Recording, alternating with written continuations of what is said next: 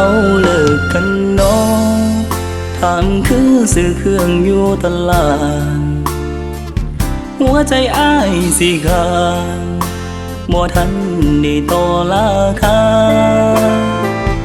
บ่มีสิทธิ์ให้เลือกยังตัวเดียวคันบ่เอาก็อย่าเปิดจิ๊กซอว์ใบสุดท้ายออกมาเห็นแต่น้ำตาเต็มห้องหัวใจ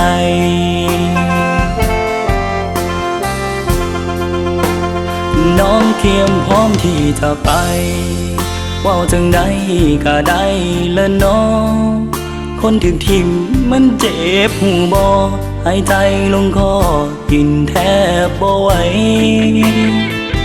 คันว่าฝนสิตกยังมีเมฆส่งสัญญาณให้บาดว่าคนคอยหักมุนใจปันขี้ทานไฟเป่าสันใด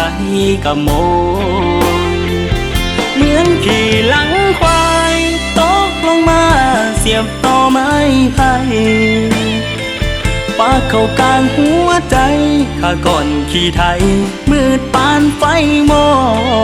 นห้ามส่งไอซียูน้ำตาคอยตัวไหลจนท่วมปอดมือแปรด้านปานว่าคนตาบอดถือไฟเจ้าสอดเกือบคอหักตายฝ่าพาแรงกายังทนได้คนเป็นไข้กินยาก็เศร้าแต่หากอายที่มอบให้เจ้ามุนเป็นขี้เท่าจังแม่นคักหลายบ่เหลือหอดเส้นผมขนาดพัดลมยังบ่แนมเบิ่งอายบีบแก้แสงทางโค้งบายบายแล้วปล่อยให้อายกืนกินน้ำตา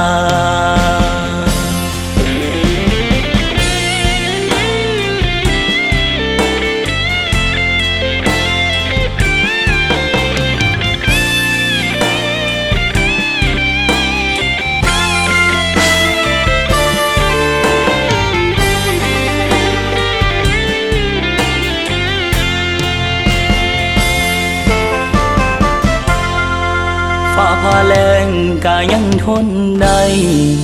คนเป็นไข้กินยาก็เศร้าแต่หากอายที่มอบให้เจ้ามุนเป็นขี้เท่าจังแม่นคักหลายบ่เหลือหอดเส้นผมขนาดพัดลมยังบ่แนมเบิ่งอายบีบแก้แสงทางโค้งบายบายแล้วปล่อยให้อายกืนกินน้ำตา